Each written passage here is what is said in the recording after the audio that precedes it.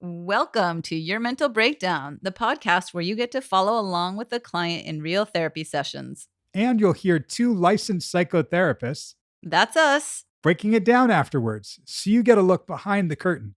In this episode, we talk about doing the best you can with what you've got. During the session, we learn about Drew's night terrors as well as why he and his brother haven't spoken in 10 years. And in the breakdown afterwards, we'll talk about how every session won't be life-altering and why that's okay. Stick around.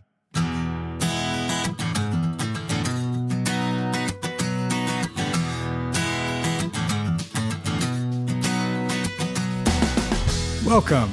I am Meredith Levy. And I am Doug Friedman. And this is Your Mental Breakdown.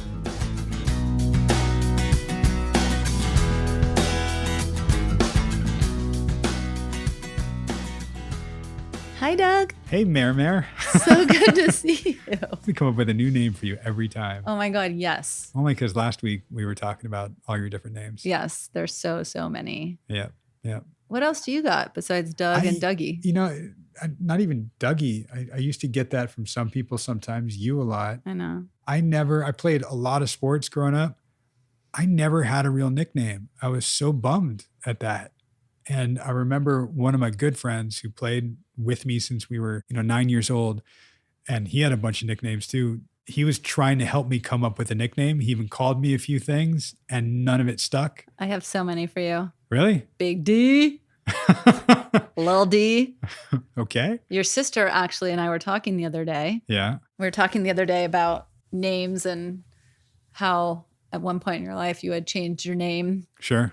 Yep. Which I was unaware of your full name originally. Right. Can we say it? Yeah, I was born Your Douglas middle name. Albert Friedman. Which is just the fucking best thing I've ever heard. Really? Douglas Albert Friedman? Yes. Well, all right, I'll take it. I mean, come on. Well, and there was a while where it was your middle name and the street you lived on was like your... Stripper name. Oh, stripper name? I was thinking much earlier in my life. So was your what? I don't think I was 12 and stripping. It was like your, I don't know, there's all these generators now online where it's like your stripper name, you're this name, you're that name. It might have just been your stage name. So you said you weren't stripping yet when you were 12? Not yet. Okay. No, it started more like when I was 17. And my stripper name was Albert Collins. Ooh. I was like, ooh, that's very distinguished. And I think there's some old blues guitarist that's Albert Collins. Oh, nice. Like, oh, all right. That's cool, but taken. Yeah. Damn. Oh, right. Okay. So I changed my name. Yeah. Because of that. Okay. Okay. Got it. Yeah. So speaking of name changing. That's right. We were calling this client, I think you called him hip hop a couple times. Which I don't know why. Just so you guys are aware, I've never actually met him or seen him. No. Or any of it. That's I right. have my own picture in my head of what he is, what he looks like. Right. I don't know why. And for some reason, I just like, even though he literally is from Canada and then Seattle. Right. In my mind, he has this like flavor. He's got this, again, he does, right? Because he's a designer and sure. I don't know what fucking kind of music he listens to, but in my mind, it's like hip hop and he's got this like, it sounds like he almost has like a Brooklyn accent kind of. Interesting. Well, he's certainly got like lingo that's younger than our vernacular. I mean, I am super young. So just saying. So anyway, I just nicknamed him hip hop. I don't know why, but then we actually had to give him a name. Right. Realizing it just didn't seem right to just say this guy. Right. So we have now called our first client, named him. So we named him Andrew, which we're not calling him Andrew. We're just calling him Drew. I'll call him Andrew when I'm mad at him. Fine. Andrew? But then Drew turns into like Diggity Drew, Little Drew, Big Drew. For you, sure. Of course. Absolutely. Yeah.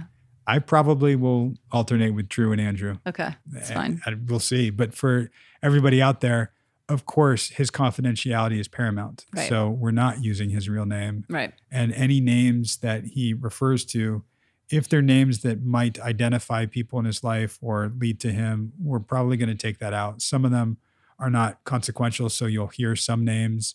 Sometimes we just cut him using names out. Sometimes we'll probably put in a fake name and you'll hear, I mean, we won't try to trick you with it. It'll be like, yeah, so the other day I was talking to Robert. And he said, yeah, I mean, it'll, Yeah. I want it to stick out. You'll understand why. Yeah. It's like keeping it very confidential and as much as we can. Yeah. Still letting him do this. And as we said to you, a few weeks ago when we introduced this, he's agreed to this. He knows this is going on. He's probably listening to these and talking about these, and what he shares and who he shares it with is entirely up to him. And I think some people out there might want to find out who he is. And that's not the spirit of this at all. Exactly. I'm not going to tell you not to do that. If you do that, okay, go for it. It's up to him what he wants to reveal and to who. Exactly. To whom? Whom? Not sure. Everybody. Okay. You hear or see what people are saying more than I do. Yeah, I do, because I care more. JK, LOL. I'm learning to care about the people out there. Okay, good. Yeah, so a few questions. So there was a few points or multiple points during the last session where you sort of took what he was saying and came up with these, for lack of a better term, brilliant concepts, or, he took these things by the end of the sessions, he walked away with this whole like, oh shit, this made so much sense and it clicked for me. And, last week I used all this stuff we talked about, and they were wondering, why don't they have that same experience with their therapist? It's just a different approach, right? Yeah, because honestly, in my sessions, my clients don't walk away with all this insightful knowledge every session. Sometimes we just talk about, I don't know, boys. We often talk about boys. Sure. So yeah, it's a different style, but I think some of the listeners are going to look at you and have this expectation of, holy shit, I need to walk out with these epiphanies every week. And I'm guessing that maybe doesn't happen all the time. It certainly doesn't happen all the time. I'm constantly looking for how a client might learn something best, how they might be able to apply something best. That's why I don't think learning a clinical term or clinically what's going on, here's psychological expression of this means this, and that's the dry stuff. Some people really do like that. And even some of my other clients really want to know why something's happening, or what is that about, and where does that come from? And we'll talk about that. And I'll introduce a clinical term, and then we'll break that down. But what you're talking about is a sense of having tools and having, analogies that are applicable to them and other people wanting that. Well, okay, in part, keep listening to the podcast and you'll get that. Exactly. Another part is, it's just my background is I've been an actor and a musician, so I'm constantly listening for and using those skills of improv and creativity. I love giving clients things, but I remember having an intern working with me, and they were practically jumping out of their seat when they heard a client talking about wanting to stop using a substance. And they were jumping out of their seat to give them like, here's AA, here's this thing, here's this resource. I'm like, whoa, what's going on? Right. Like, well, they needed resources and I had resources to give. Like, they weren't there yet. They were just telling you about an issue. Right. And I think even therapists sometimes really feel like they want to give clients tools. Absolutely. So if you're walking out and you don't have tools, it's not for lack of the therapist wanting to give you them or for lack of you finding them. It just might not have been what came up or came through in that session. Right. Another viewer really connected with shooting all over yourself. So just wanted to say that again, because I like saying shooting all over yourself. Yeah, it's a fun thing. Yeah. It's funny. I first heard that term listening to Tony Robbins talk. Really? Yeah. And he's got this way about him. It's so powerful and motivating when you hear him, almost too much so, almost intimidating, with that flat jaw or whatever you call that, like the Jay Leno jaw. Yeah. He's like, you got to do this. And it's like Hulkamania wild, right? I've actually never listened to him. Really? Yeah. Oh my gosh. I know. I am this amazing without listening to Tony Robbins. Man. How crazy. Imagine if I did listen. Can't do it. Something I was wondering, and maybe our listeners need to hear a couple more sessions to understand the depth of your analogies and how often you use them. And please don't jump down my throat, everybody, for saying this, but do you have analogies for girls? Oh, yeah. Okay. Because you have every single... sports, cars, driving stick. I know girls can like sports and cars and all Sure. that stuff and Star Wars and all of it. I was just wondering what happens. Oh, no, I've got Barbie dolls, sewing, cooking, cleaning. Oh my God, fuck off. Yeah, absolutely. I mean, it's learning the person that you're talking to. Even some guys, especially those that I work with in the creative arts, won't get the sports stuff. Right. So I can't really use them. There's some, analogies that might be sports, but everybody understands it. Right. And I love to drive stick. Don't get me wrong. Did that sound weird? That's one I use with girls. But yeah, so I get it, that sexist comments, but I was just wondering. Yeah. I think kind of what I'm looking forward to is being able to add another client to this that is female. So you get to hear that because a lot of people that, have talked to me already about this are very interested to hear how I sound with a client, but this is how I sound with this client. Exactly. How I sound with a client twice his age might be different. Right. I'm interested to hear that. Yeah. Well, stick around. It could be coming up. I sure will. But what is coming up in this one? You're going to hear quite a few analogies. Love to hear how you guys apply them to yourselves and what you think of them. I'm really curious if it resonates with people. It's one thing that for me, I've used in the room a lot because it resonates with whoever I'm talking to. I kind of feed off of that and I go with it with them. If it doesn't work, I kind of abandon it. We move on to something else. But I don't know if it's universal. I mean, all of them stick with me. I think they're fucking amazing, honestly. Even though I don't know much about, I know a lot about everything. Just kidding. I know a little bit about a lot of things. Yes, right? Me too. I am the master of none. Right. Just enough to get in trouble. Although I think I mentioned before, I can play ping pong. You did mention that. Yeah. I'm actually not even that good. I shouldn't keep saying that. But for me, I'm good. If we ever go on tour, we're going to have a ping pong table. Yes. Yeah. Okay. But yes, I do. I think your analogies are awesome. And I think, and you guys will hear coming up in, I don't know if it's this episode or the next one, how much he clings to them. And he was like, holy shit, things just clicked for me when you said that. Right. And I love those moments. Yeah, me too. It's part of why I use it, why I like it. Stick around, listen up, and see what you get out of my next session with Andrew. We'll talk to you again in just a minute.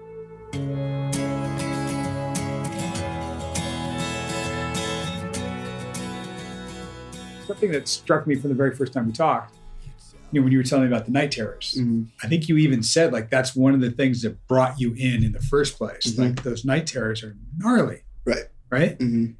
We can talk about it in the daytime. Yeah. But at nighttime, you might not want to go near it. Exactly. Yeah. And it's kind of like, I don't know, like the night terror specifically I've dealt with for the last 15 years of my life. And so it's one of those things where it's like, I've always had it. And so I've never, even like this last week, I feel like I've had like one, which is like a crazy like feat for me in an entirety. Yeah. But again, I still have them.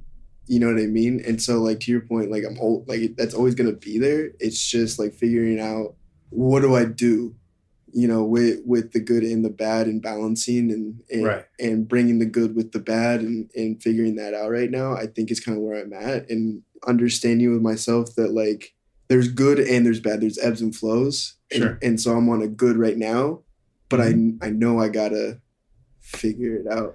It's a little bit on matter of perspective, right? If I told you to drive back down to Vernon right now, right, and count the number of red cars that you saw on the road, right?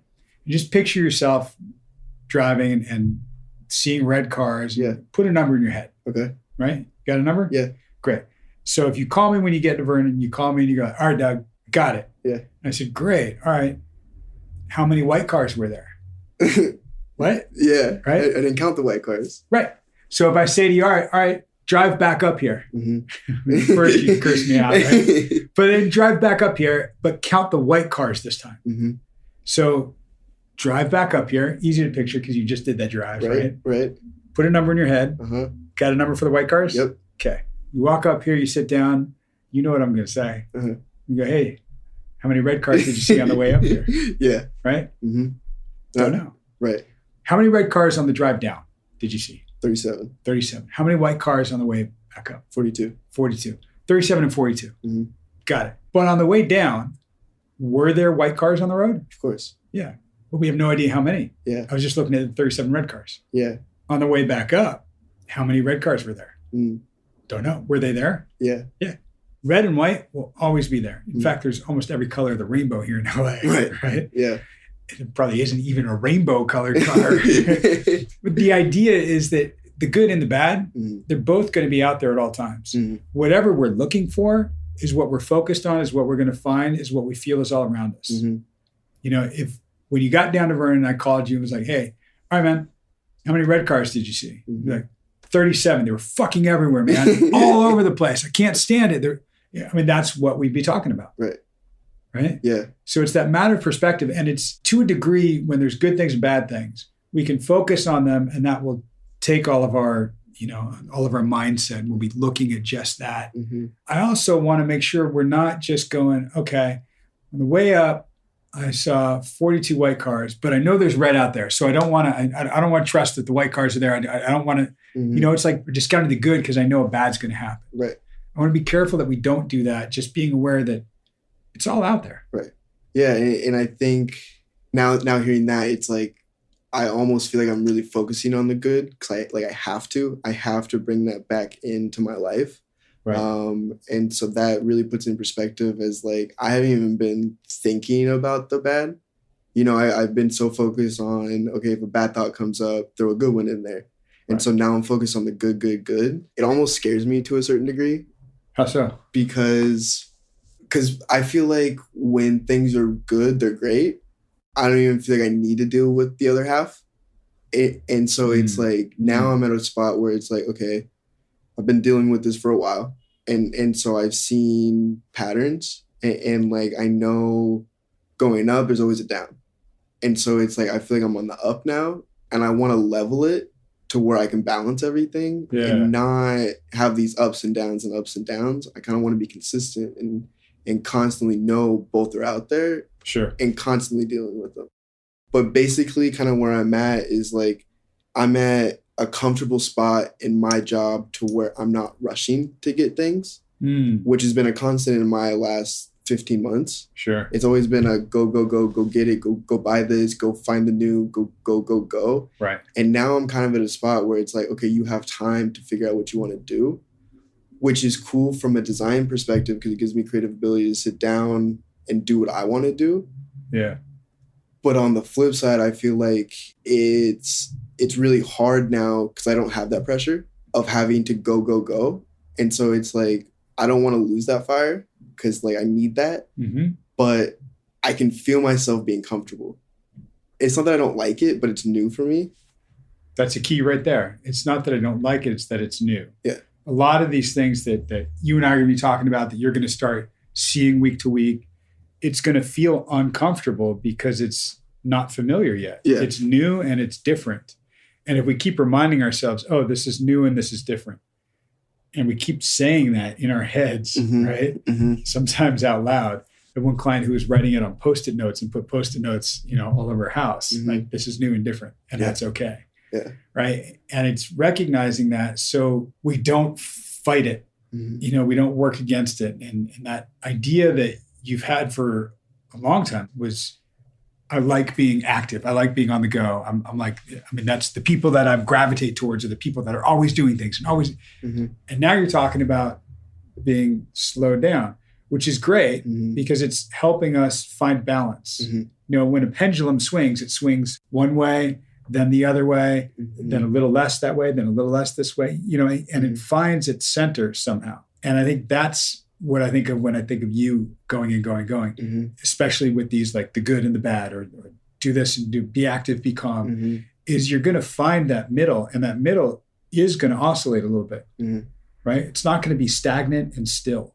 So balance for you is not all good or all bad. It's not even that flat line that I just want everything to be even all the way. No, it's just recognizing there are going to be little ups and downs within, a certain tolerable rate.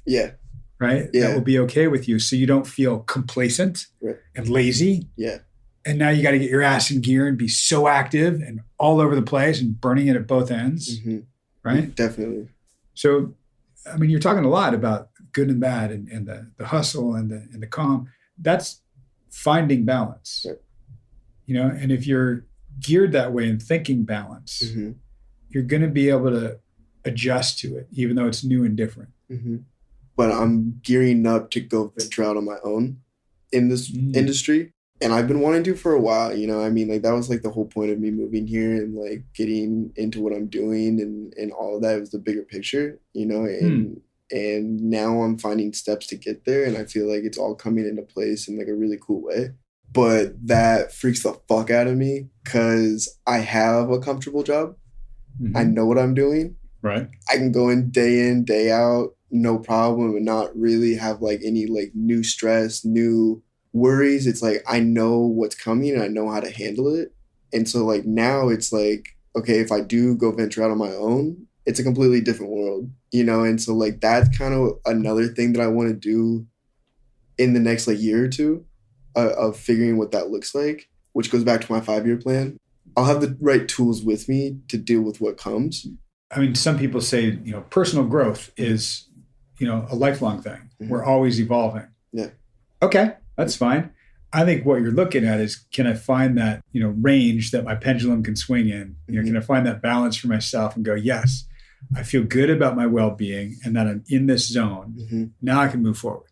Right? Yeah. A lot of what you're talking about, venturing out on your own, what you're describing falls under what we were talking about a little while ago with it being new and different and just needing to adjust to that. It's also not that pressure of right now, got to do it, or my job is horrible and I got to get out. No, you don't have any pressure in that sense on you. So we have a unique opportunity to look at how do we set you up to succeed instead of setting up to fail. Because, a lot of people like to take a leap of faith, or they say that, the true entrepreneurial spirit jumps off the cliff and builds the airplane on the way down. Right.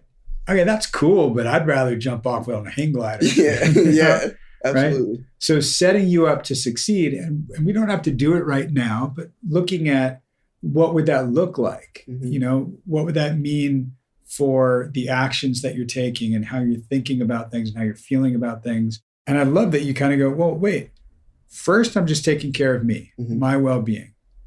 That's first. When I've got that straight, then I can take some steps. And no matter what, those steps will be new and different. Yeah. But we'll look at success, not failure. How do we set up for that? Right? How do we not be falling off a cliff going, wait, where does the wing go? How does this go here? Right? Yeah. What do you think of that? No, I think with me slowing down and kind of taking a step back and figuring out what the next 5 years, 10 years looks like and how do I get there, and then realizing my day-to-day struggles, it's like I've never really been prepared to do anything in the sense of like me personally, like as a whole. I've never been ready to just feel like I'm ready to go. What would that even be? I think a sense of security, of like everything's gonna be okay, like it will work out. It's like when the thought arises of like, okay, I know I can go do it. The first thing I think about is what if I fail?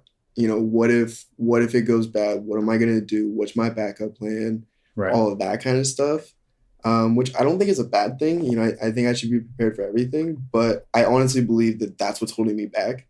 That fear of insecurity and that fear of, okay, if I do put myself out there in this industry, I could either do really, really well or I could be eaten alive. And so it's just that fear of almost the unknown. Absolutely. And that's been a theme for you, talking about separation anxiety, going to school, being without mom, all of that stuff. And we're hitting like man's biggest fear is the fear of the unknown. Right. Your biggest fear has been that fear of the unknown. You faced it, a lot throughout your life. Yeah. And I feel like me venturing now into doing all of that, the biggest thing is I have to do it alone, because like my friends and family don't necessarily understand any of this. Right. Coming from where I come from, they're not excited about it. They don't like get hype up about it. It's just like, cool, that's cool. And so realizing that like it's completely on me for me to do me, that's the scary part. At the end of the day, people have the family to go back to be like, this is what I'm doing. I want full support. Like I want you like to want to do this with me. What does that serve for us? What does that give us? Security. Totally. 100%. Yep. I think the other biggest thing I'm dealing with right now is my brother. And like I said, I haven't talked to him in years. Yeah, you said last time we talked, I think, or 2 times ago, you said 10 years. Like doing the math, like that means you were 14, he was 16. Mm-hmm. And that's when you guys stopped. I mean, you're like young teenagers at that point. Mm-hmm. Do you remember what happened, or what was there like an event or something that tipped it off, or something that? Yeah. So up in Canada, my grandparents still live there, and so they have a house and they have 2 cabins. In the cabins, like the really thin walls, like it's like a 4-bedroom, but the really small rooms type of situations out in the woods. Right. And so me and my brother growing up would always sleep in the same rooms. There's 2 twin beds. He gets one, I get one. We had the option to take different rooms, right? But we'd always sleep in the same room together because it was comfortable. Sure. And then one night, I think I was 13, maybe 14 years old. And I was laying in bed. My brother was in the other bed. And so my mom, she was drunk that night. And my dad, he was drinking too. And so like alcohol's in the mix. And then all of a sudden they start yelling, fighting, whatever, back and forth. And we can hear all of it, you know, because we can hear everything they're saying. Sure. And then it got to the point where my mom was like, well, I'm just going to fucking leave. And it was wintertime in northern Canada. It's like -20 and she's drunk. Like she goes out and she's going to die. Right. You know, like that, it's just what it is. And so he was like, fuck it, like do whatever you want. Like I can't do this anymore. And so I realized that, okay, if he's not going to help her and she walks out, she's gonna die. And so I stood up and he was like, sit the fuck down. If you go out there right now. Your brother or your dad? My brother. Right. And he was like, if you go out there right now, I'm never talking to you again. Don't fucking do this. And I was like, dude, she needs help. Like, I need to go help her. Nobody else is going to. And so I went out. Dad went to bed. She's on the couch crying. I picked her up, put her in bed. Like, are you okay? Like, please just go to sleep. Don't do anything. She passes out. I'm like, all right, cool. I don't remember what happened the next day or like what happened after that, but that was the situation where it was like, okay, that was the last time I remember being like in a room with my brother like that. And then after that, I don't remember a single time where we talked, slept in the same room, hung out, anything. Wow. I never really had the opportunity to sit down and talk to him in any degree. And so that was just kind of it. I mean, like it got to the point when I was in 9th grade, he was in 11th grade. And that's when we started going to the same high school. Yeah. And so I would ride to school with him because he would drive, but we wouldn't talk. So like he would be driving, I'd be in the passenger seat. And like I was usually stoned, honestly. And so like I would just sit there and kind of be on my phone, and 15-minute drive to school, I can power through that, no problem. And then we go our ways. How do you make sense of that now? I mean, just recounting this to me and even that night, I mean, there's a lot that we can dig into with that. Yeah. You know, I mean, we're talking about your brother. We're not even touching mom right now, but that's hugely impactful. Right. Hugely. I mean, 13, 14 years old. And when you said between 13 and 16 is when I was aware that she had a problem with alcohol and pills. So you knew, but you played that role of caretaker. I've got to take care of her. No one else will. And even your brother going, I will never talk to you again if you go out there. I mean, that's rough. Yeah. And then that same year, this kid, he was my bully in high school. It's like everybody has one, but he was mine. And it got really, really bad. And that's the first time that I really was like, I don't want to say suicidal because that's not the right word for it, but started having those thoughts of like, I can just be done with this. Like I can't, like there's too much going on. I can't deal with this anymore. I'm just done. And so I looked to my brother, being my big brother. I was like, hey man, like you're in high school. I need your help. Like this kid's in my grade. Can you please help me? And he was like, fuck off. No. And so that led me, I had this other friend and he was a big time drug dealer. And so he was gang affiliated, all this stuff. And so and he was my friend, you know, and like at that time in my life, I really didn't have that many people that I could really trust. And so I looked at him and I was like, hey man, this is what's going on. Like, I need your help. And he instantly was like, I got you. Got into this crazy altercation with my bully and cops got called, like all this stuff. Both of them almost did jail time. Like it got really, really bad. And then that's when my brother really was like, I'm fucking done with you. Like, that's horrible. I can't believe you went that route. This is after that night with mom. So there was some interaction. I mean, it sounds like you guys went out of your way to avoid each other, not talk to each other, but you're in the same place. So there's going to be some overlap. And this is one where he just went, how you handled that. I can't believe you did that. I wonder, because I hear that and almost instantly I'm thinking, well, you fucking abandoned me. Right. What other choice did I have? And I don't know if you had that in you to say or feel at that time. If you can even tap into what was going on with you then. Yeah, I mean, when all that happened, I remember I had a laundry room, right? And so that you'd walk out the laundry room to go to the garage to go outside. He was coming in, I was coming out.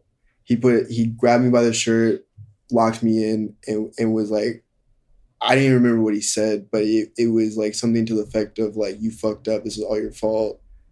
All of this is because of you. And I pushed him back and I was like, don't ever fucking talk to me again. Done. Like, I'm done.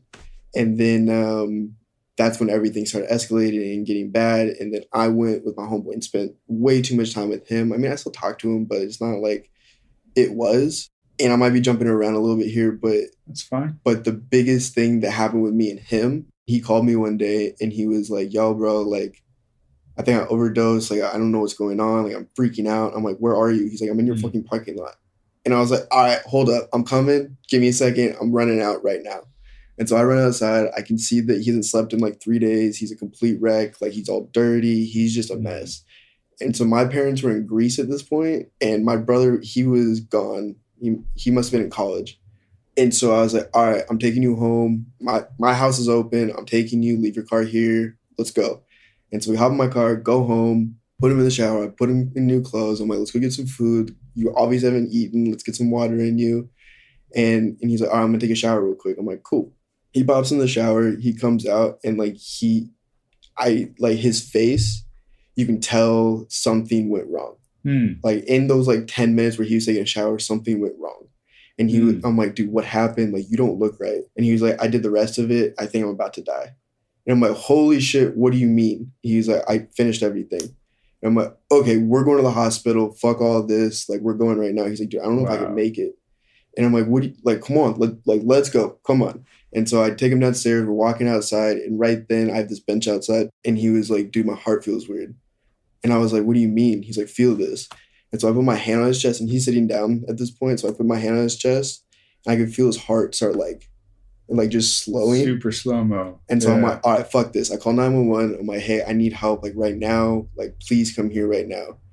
And at that point, I literally felt his heart stop.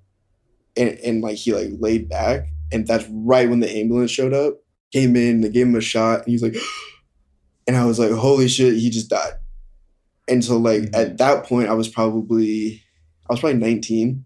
And that was when I was like, I can't affiliate with that anymore because I've been doing that for the last 6 years and being with you and doing all this shit and following your lead. And then that was the point where I was like, I can't do this anymore. And so I feel like I lost him too. Yeah. And then I was like, well, now what? And then ever since then, it's been really hard for me to get close to people. Yeah. On like a really deep level. Yeah. Because I feel like every time I really put my trust in somebody, like they leave to a certain extent. You know, whether it's death or in my brother's case, just not wanting to talk anymore, or on a friend level of just not being able to connect. I think that's something I struggle with really, really bad. Yeah. And all this to say is my brother, he's getting married. And so it's like this weird, I don't know what that looks like for me. You know, as you said that, you're smiling and I see your eyes light up. Yeah. And I can see something behind that, but I want to know if you can tap into what that is. You know, I'm happy for him. You know, I think I play the role of always been accepting whenever he wants to come back. Come back where? To me, you know, in a relationship standpoint, being my big brother. You know, at any point, like he can just hit me up and that's that. But I mean, but he needs to hit you up.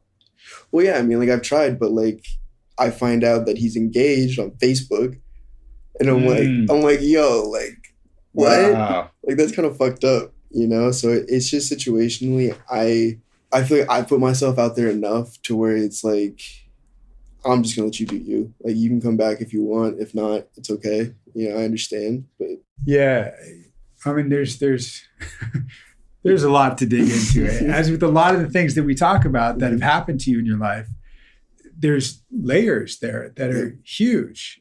And first and foremost, I want to give you a lot of credit for surviving as you have. Thank you. You know, I would say thriving. On paper, you've thrived, but I don't think you feel like a thriving person. right? So you've been through a lot and you've survived it and you've done beautifully with it. And, you're talking to me, so you're looking at wanting to tweak some things and wanting to change some things, which is fantastic. Mm-hmm. What you walked me through previously, a little bit this time, was, so anything that felt like family, my family wasn't safe. Yeah. Didn't have my back. Always afraid that something would happen. Mm-hmm. And things did happen, mm-hmm. right? Yeah. So the stakes in your brain, we might talk about it now and you might go, oh, yeah, but they're not really that high with other things. But the stakes in your brain are life and death. Yeah. Absolutely. Mm-hmm. Mom OD'd at 16, mm-hmm. right? Again at 17. Mm-hmm. That's life and death. Literally felt my buddy's heart stop. Yeah. And to throw more life and death in there, and we'll get to all of my shit. I know we will, but my cousin, so mom's side of the family, her sister's daughter. Right. Growing up, again, I had a small family, and so I connected with my cousins on a certain level. And so when I was going through shit with my mom, she was going through shit with her mom because she was a completely different level of fucked up, completely different. Right. And going back to our conversation last week of what's the bar of pain?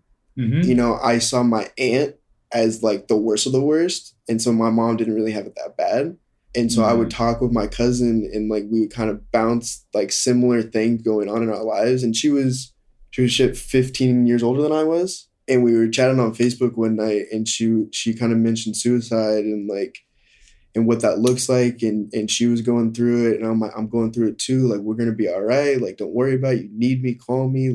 I know we're states away, but we're close enough to where you can come up here if you need to, we can figure that out. And then that next week was the first week I got caught with pot. And I just had this crazy, my parents freaked out on me. It was really bad. And then in the middle of all of that, my mom was like, oh yeah, and by the way, your cousin died. And I was like, what? And she was like, yeah, she committed suicide last night. And so I was like, what? And so it was almost like I was going through my first situation where I was really in trouble. And then they just threw it out there. And I was like, what do you mean? And so it was this crazy, crazy thing. And then it was just me and my mom that went to the funeral. And so it was just another thing where it was the closest person to me at that point in my life, just gone. Yeah. Man, I'm really sorry. Truly. Because we're talking about family and the people closest to you and life and death. Mm-hmm. And you can sit there and nod and go, and I see emotion behind that too. And I see you fighting it off. That's okay. It's okay to let it out also. Because that is scary as fuck. Yeah. And unsafe. So to sit here and talk about it and go, no, man, you're totally safe. Let's look at the ways that you're safe. And it's just look at the white cars. It's all good. Your brain formulated and your experiences have shown you that there's a lot of unsafe. There's a lot of abandonment. Yeah. So when you say, yeah, I got to do it alone, 100%. Right, because who in your history have you been able to count on that doesn't go away? Yeah. There's something I think incredibly powerful and impactful about just hearing your experiences. And you can talk about them, you can make sense of them, you've been through them.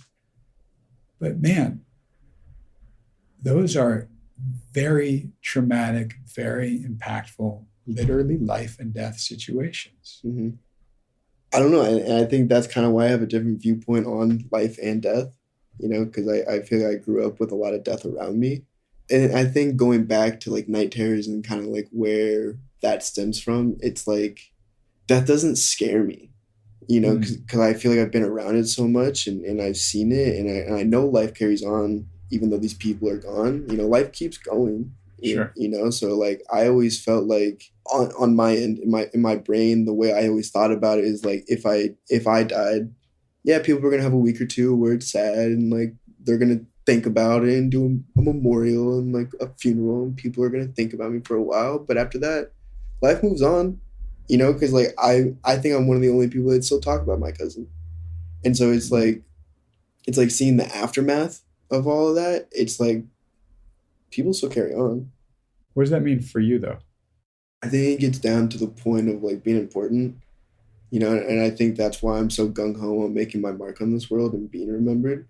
Because if I don't do it while I'm here, nobody's going to do it while I'm gone. And so it's like, I have to do something while I'm here. Yeah, that's a pretty strong motivator. And a lot of this stuff will come back to our own, death anxiety, our own thoughts about our life and what that means and what the purpose is and what the mark is that we make.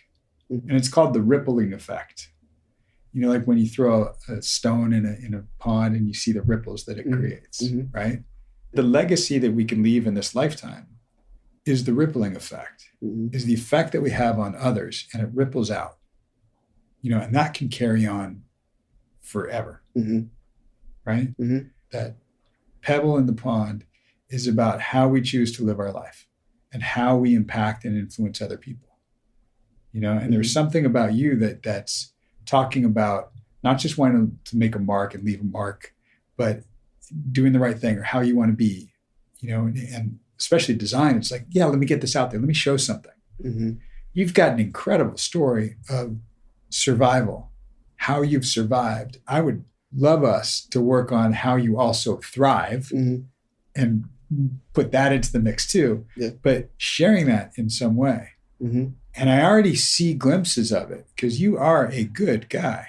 People might look at you and go, crazy clothes, spiky hair, sleeve tattoo, like, this punk ass kid. Yeah. Right? Yeah. And you've got, you got that millennial talk. You got it down, man. I got all that. Totally. And I get that all the time. Absolutely. I mean, and you're talking to a guy who in high school had ridiculously long hair, 7 holes in his ears, I carried around a different kind of attitude.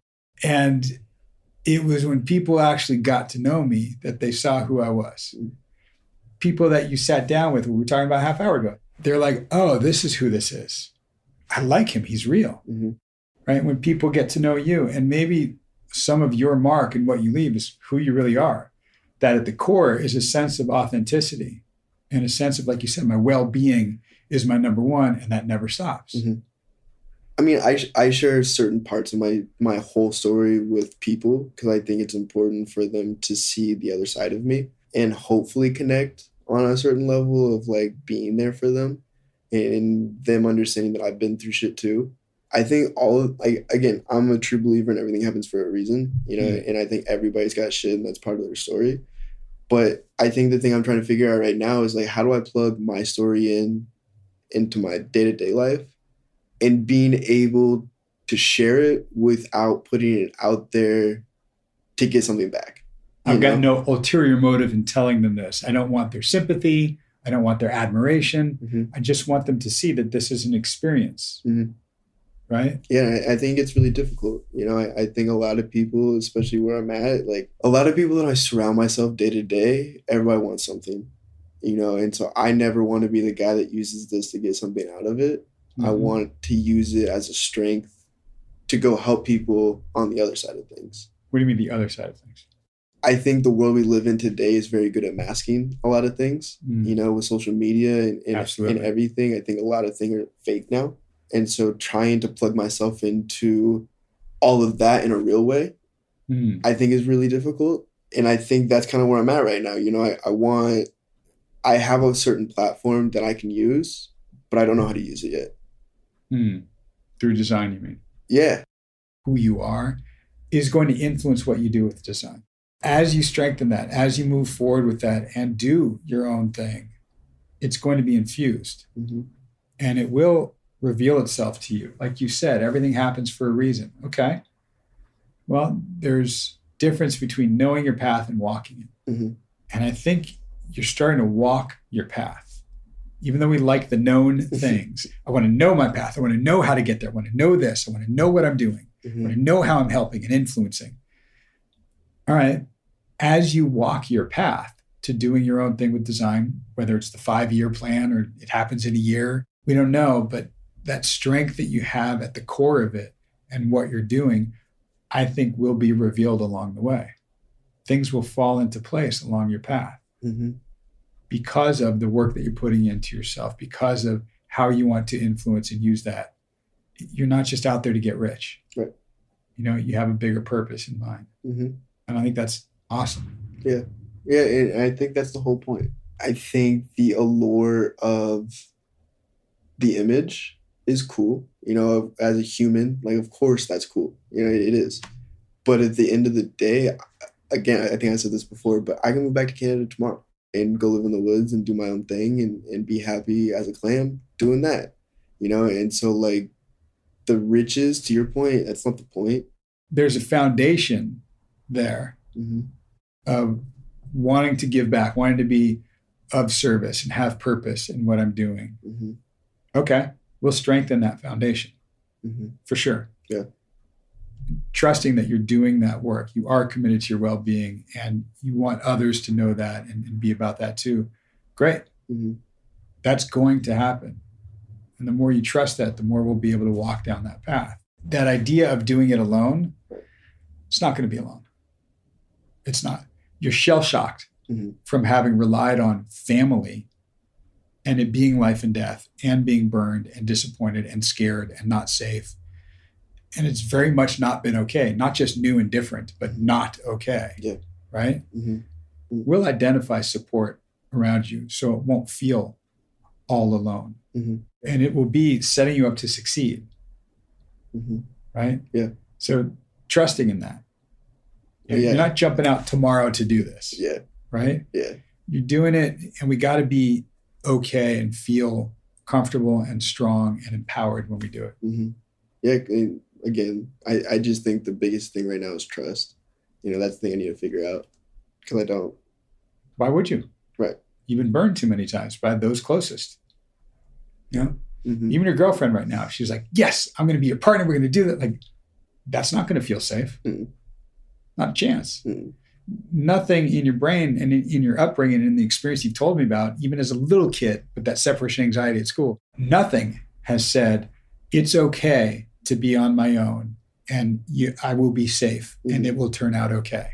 So we have an opportunity to do this in a healing way where you put people around you that we do trust, that we do feel safe with, and that we can move forward with. Yeah. Yeah. We'll get there, but I also just have to say thank you for sharing this. You know, it's really impactful, and I'm really impressed and proud that you've been able to come through it and be who you are and be committed to who you want to be. Thanks. You're welcome.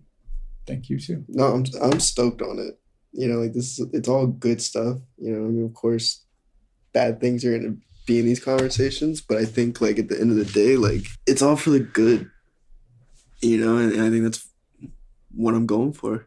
Yeah. I mean, it's look, these are our experiences. We Right. can't change them. We can just make sense of them and then see what we want to do going forward, which we still don't have all that much control over, but, you know, we try. Yeah, at least right? we can try. Yeah.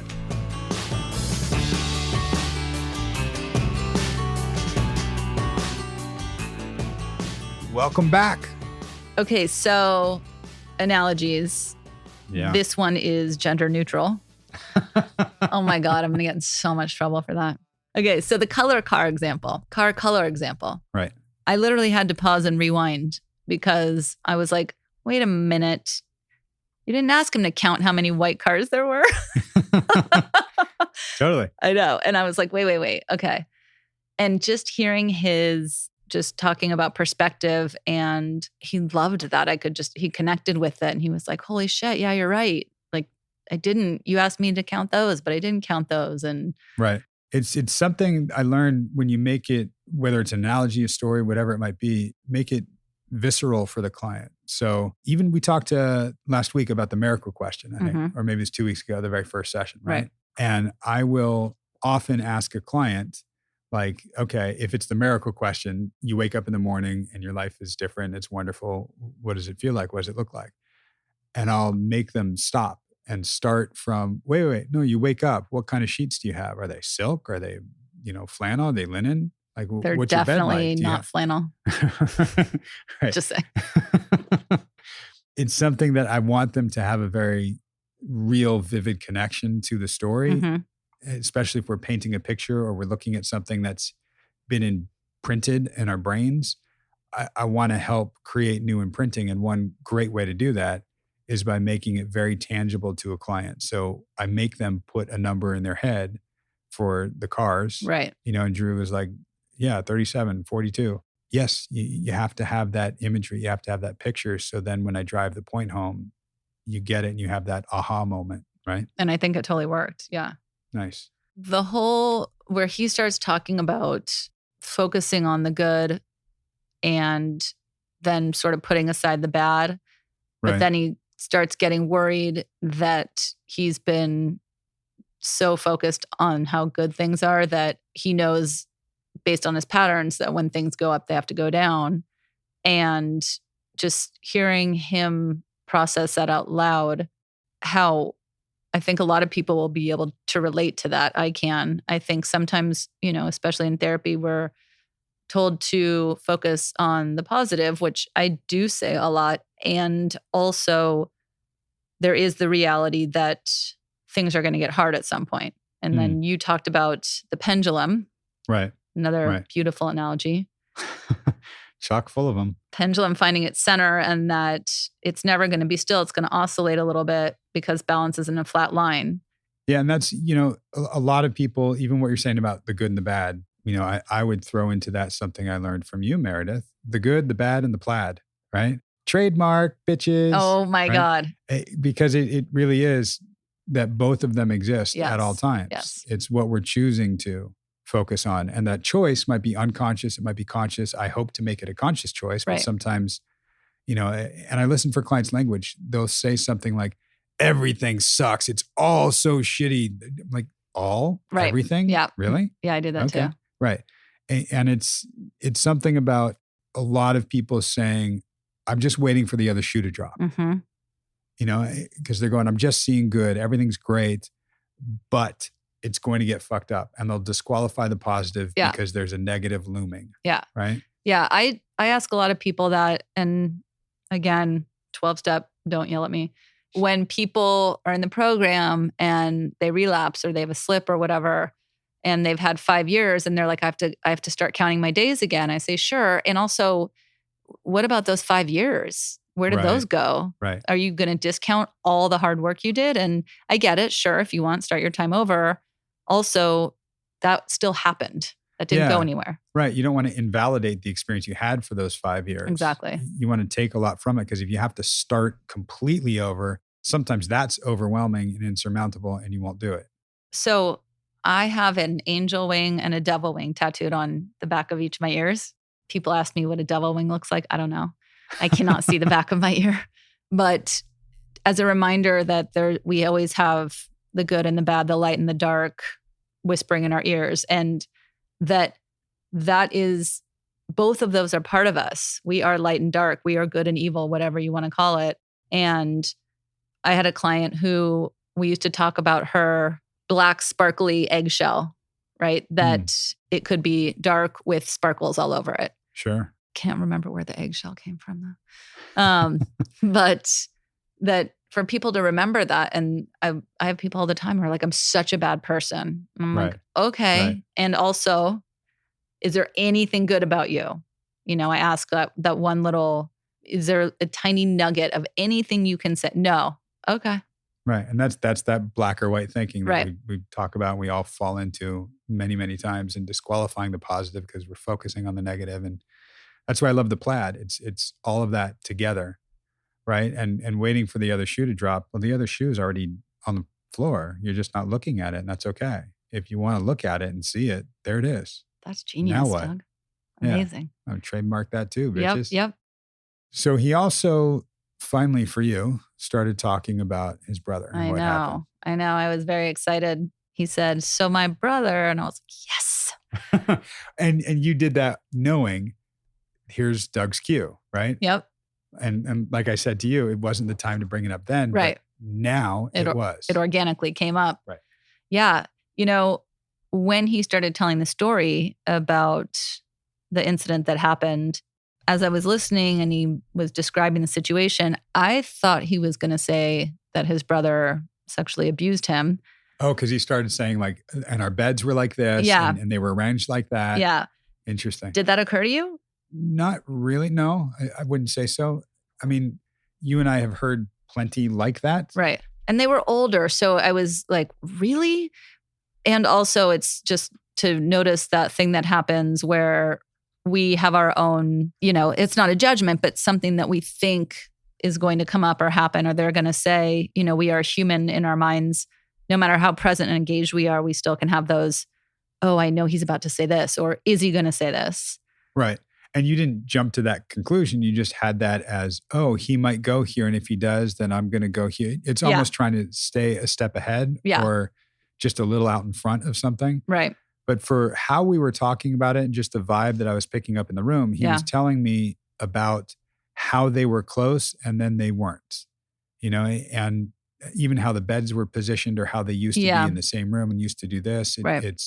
He was painting a different kind of picture for me. And then he got to the part about, and then there was another incident. So it kind of wasn't the specific one thing. There was a couple things that happened that wedged them even further apart. But man, that's, and then he throws out that his brother's getting married. What does that mean for him? And it was interesting because I still don't know if they've even talked. Right. And certainly not substantial talk. Maybe I'll find out. Yeah. If you haven't already found out, you probably should now that I brought that up. But yeah, just thinking, okay, so whether or not finding out he's getting married has prompted him to want to work through this stuff, or whether the end goal is to be at that wedding. For me, when he mentioned his brother getting married, it didn't necessarily change anything. I knew, and I even said it to him early on in previous session, we're going to hit that. We've got time. This accelerates the timeline. That idea of, now it's in front of us. Now it's not just accelerated like we need to address it, but we have an opportunity now to look at how we want to address it and how we set you up to succeed, even in talking to your brother. A lot of things that we hit on, with certain analogies apply to a lot of aspects of our life, right? So it's looking at that even for this. Yeah. Right. I mean, then, talking about his cousin killing herself, and it was a heavy session. Yeah. And some of that, we didn't go that deep into any of those things because this is our third session. We're still getting to know each other and finding that trust and finding that, that relationship that we really need in order to really walk through that. And for him, I'm hearing that he's 24 now. He's right in the middle. Yeah. It's meaning crazy. His cousin was 32 when that happened. He was 15, I think. So having to process that at 15, you can't, especially with a lot of the other stuff he had going on. And what she must have been thinking or going through at 32, talking to a 15-year-old.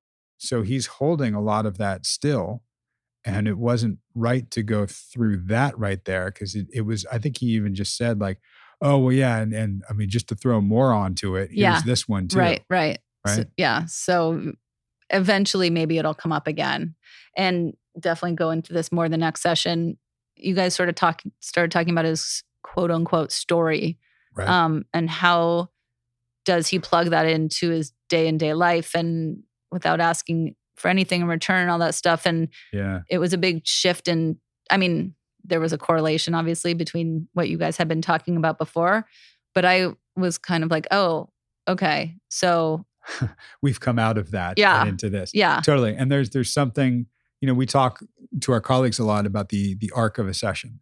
And sometimes the arc doesn't necessarily look like a foothill. It's the other way around. So it looks like a dip.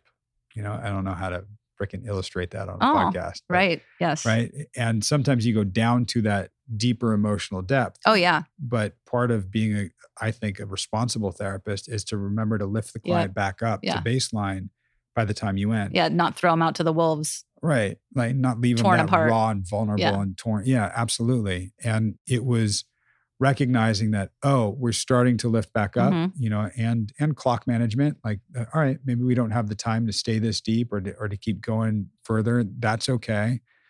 And it was then sort of what I'm reflecting to him can become more along the lines of, right, what's important to you, bringing in the presence of positive, making your mark while you're here and helping people and giving back and being authentic rather than, the absence of the negative or right, because we had all this heavy stuff and we need to unpack that and we need to get rid of that or we need to deal with that. It was some way to lift him back up. But because he's now revealed this stuff to me, it's stuff that we can tap into. And if I hear other things similar to this or how he processed or went through, now we've got a frame of reference for it with what we hit. Right. Right. Well, I'm super excited to hear how, okay, I've actually already heard it, but you guys should be super excited to hear about Drew going out on his own or his thoughts about it. And we scratch a little more at the mom issue. Yep. I think that comes up in the next one. And, even a little bit on what we just talked about finding his own integrity and authenticity and how you do that. So. And more analogies shall be coming up. Almost always. Yeah. Yeah. I think it'll be a really interesting session to not have an analogy and see how that goes. That would be Make weird. An analogy for that. True. I'd feel awkward if you don't have any. Yeah. So stick around, come back next week, rate us on iTunes, subscribe to us, comment to us. Ask us all the questions. Thanks a lot. Thanks for listening.